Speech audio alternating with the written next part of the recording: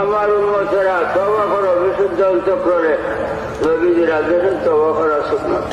তওবা করলেন, ফরজ সুন্নাত আদায় হইল। তওবা করলেন না, ফরজ সুন্নাত দাফন হইল।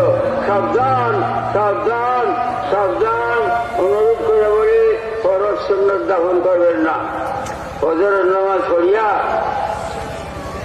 100 বার তওবা করবেন। আস্তাগফিরুল্লাহ রাব্বি মিন কুল্লি যামবিন